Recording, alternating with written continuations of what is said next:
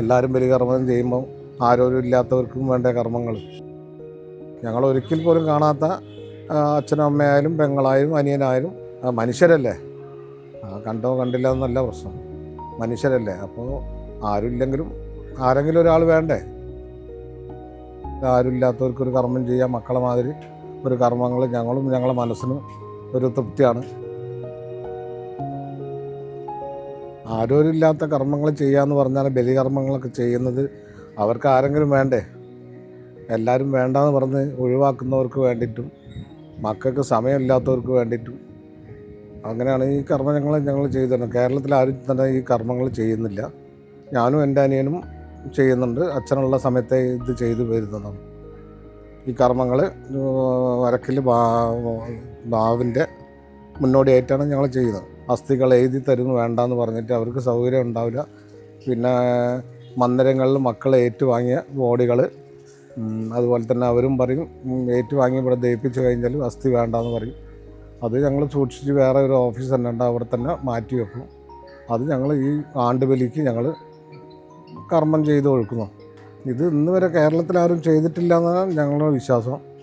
ഞങ്ങളാരും വായിച്ചറിഞ്ഞിട്ടോ കണ്ടിട്ടോ ഇല്ല. അപ്പം അത് നല്ലൊരു പ്രവൃത്തിയായിട്ടാണ് ഞങ്ങൾക്ക് തോന്നുന്നത്. എന്താണെന്ന് വെച്ചാൽ ആരുമില്ലാത്തവർക്കൊരു കർമ്മം ചെയ്യാൻ മക്കളെ മാതിരി ഒരു കർമ്മങ്ങൾ ഞങ്ങളും ഞങ്ങളെ മനസ്സിനും ഒരു തൃപ്തിയാണ് ആ കർമ്മങ്ങൾ ചെയ്യുന്നത്. അതുകൊണ്ടാണ് ഇതിങ്ങനെ നാളുകളായിട്ട് വർഷങ്ങളായിട്ട് ചെയ്തു വരുന്നത്. അച്ഛനുള്ള സമയത്ത് ഞങ്ങൾ ചെയ്തു വരുന്നു. ഇപ്പോൾ അച്ഛൻ മരണപ്പെട്ടതിന് ശേഷം ഞങ്ങളത് തുടർന്ന് കൊണ്ടുപോകുന്നുണ്ട്. ഇന്ന് വരെ ചെയ്തിട്ടുണ്ട്.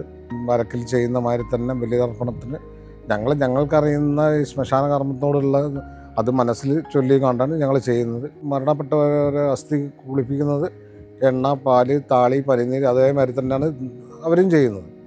വേർതിരിച്ചിട്ടൊന്നല്ല. അത് അതിന് പട്ടൊക്കെ ഇട്ട് മൂടി ഞങ്ങൾ അവരെ കുളിപ്പിച്ച് ഇതേമാതിരി പറയുന്ന സാധനങ്ങൾ കൊണ്ടൊക്കെ വൃത്തിയാക്കിയിട്ടാണ് ഒഴുക്കുന്നത്. ഒരു മക്കളെ മാതിരി തന്നെയാണ് ഒഴുക്കുന്നത്. ആരാണെന്നൊന്നും ഞങ്ങൾക്കറിയില്ല. ആരോഗ്യമില്ലാത്തവരല്ലേ എടുത്ത് വെക്കുന്നത് ഞങ്ങൾ ഒഴുക്കുന്നു. ആദ്യം വെള്ളത്തിൽ കഴുകിയിട്ട് പിന്നെ എണ്ണ ഒഴിക്കും, താളിപ്പൊടി അതുകൊണ്ട് കഴുകി കഴിഞ്ഞാൽ പാല് കൊണ്ട് കഴുകി പിന്നെ പനിനീര് കൊണ്ട് കഴുകിയിട്ടാണ് ശുദ്ധീകരിച്ചിട്ടാണ് പട്ടിട്ട് മൂടിയിട്ടാണ് ഞങ്ങൾ ഒഴുക്കുന്നത്.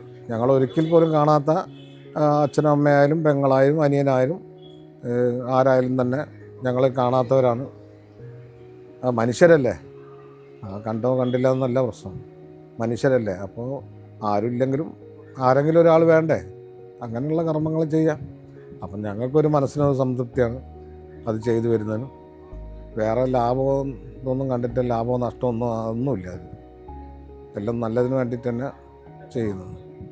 മരണപ്പെട്ട നമ്മളെ ഹിന്ദു ആചാരപ്രകാരം ചെയ്തു വരുന്ന കർമ്മങ്ങൾ ചെയ്യുന്നു എന്നുള്ളൂ. ഏകദേശം ഒരു 50-55 ആളുകളെ ഇതൊക്കെ ഉണ്ടാവും എടുത്തു വയ്ക്കുന്നത്.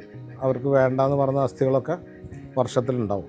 കർമ്മങ്ങൾ ചെയ്യാൻ ഒരു 3 ദിവസം നോൽമ്പെടുത്ത് ചെയ്യുക, മാംസങ്ങളൊന്നും കൂട്ടാതെ. നന്ന ചെറുപ്പത്തിൽ വന്നെങ്കിലും അച്ഛൻ്റെ പരം പണിക്ക് ശ്മശാനത്തിൽ 13 വയസ്സിൽ തുടങ്ങി. ഇപ്പോൾ 42ാമത്തെ കൊല്ലം. ഇത് പണ്ട് കാലത്ത് ആരും ഇല്ലാണ്ടായപ്പോൾ അച്ഛൻ തുടങ്ങി വെച്ചതാണ്. അന്ന് നിലത്തൊക്കെ ദഹിപ്പിച്ചിട്ട് നായി അടിച്ചുകൊണ്ടായാലും ഒക്കെയാണ് ഇനി അത് ആളും മനുഷ്യനും ഇല്ലാണ്ടായ ബോഡി വെച്ചിട്ട് നായി അടിച്ചുകൊണ്ടായിട്ട് അടുത്ത പറമ്പ് കൊണ്ടുവിടുക. അങ്ങനെയൊക്കെ ഒരു വീടിന് മുന്നേ കൊണ്ടുവന്നിട്ട് അങ്ങനെ അച്ഛൻ പ്രതികരിച്ചാണ്.